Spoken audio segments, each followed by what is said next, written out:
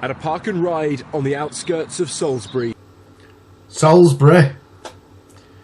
We all know what that's famous for. Soldiers are testing for COVID-19. This is the first of 96 Ministry of Defence mobile units being deployed in the coming weeks.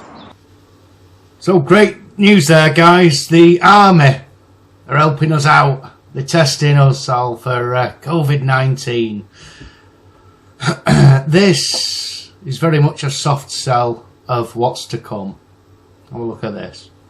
These units can be set up in as little as 20 minutes.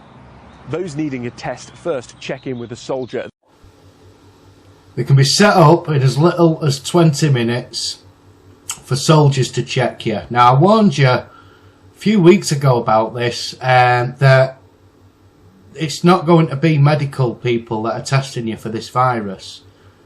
And I said at the time, in the Coronavirus Act itself, it does say that military personnel and others will be able to test people for this virus.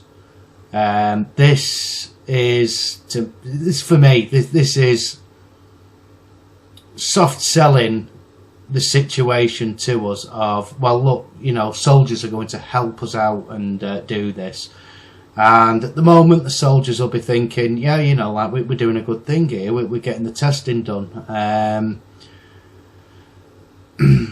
It's not this phase that the problem's going to come in, though. These are mobile rapid response units which can be deployed to wherever testing is needed. Mobile rapid response units. Now, if you're going to test a community and you're going to set one of these up to test the community, you don't have a rapid response. You don't have the army rushing somewhere, setting this up in 20 minutes, ready to go. You let people know. You send letters through the doors. You say, you know, we've got testing facilities. They'll be available at this date, at this time.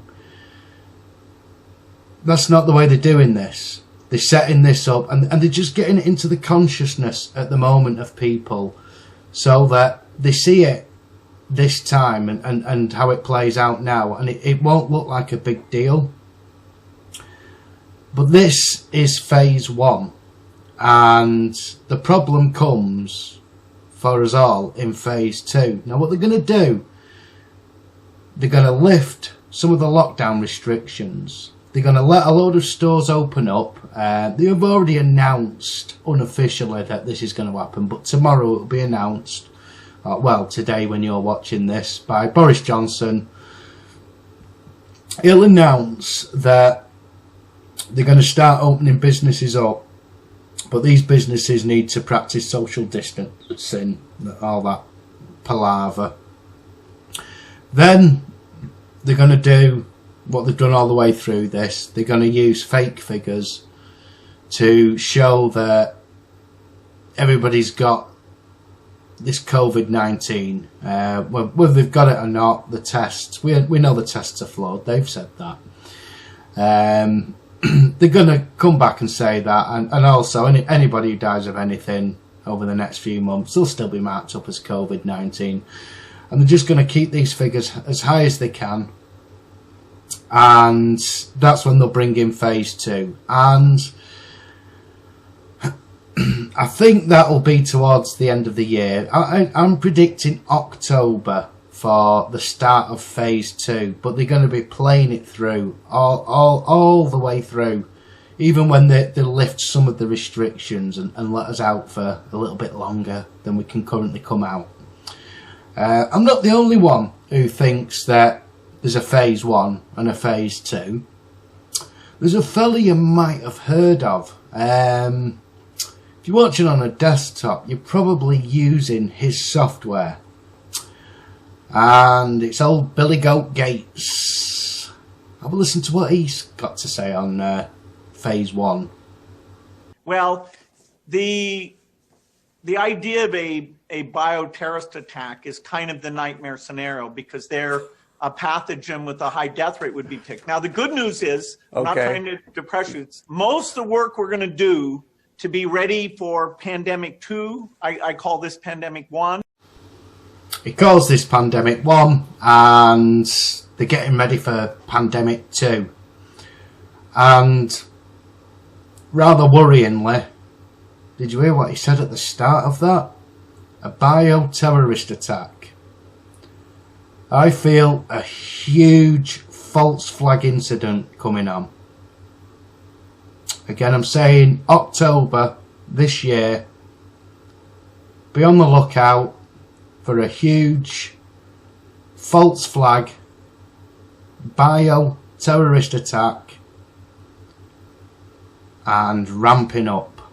Or they might not need to do that because the sheeple have just fallen into line with this.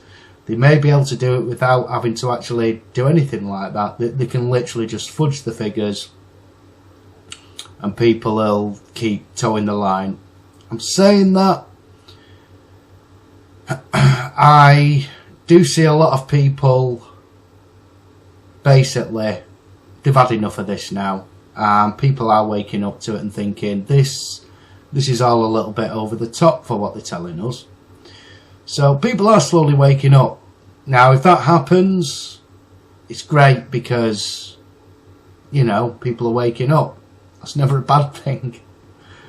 But we know what they'll do if we don't comply. Those who would give up essential liberty to purchase a little temporary safety deserve neither liberty nor safety. Benjamin Franklin. Sitting on social media, away from your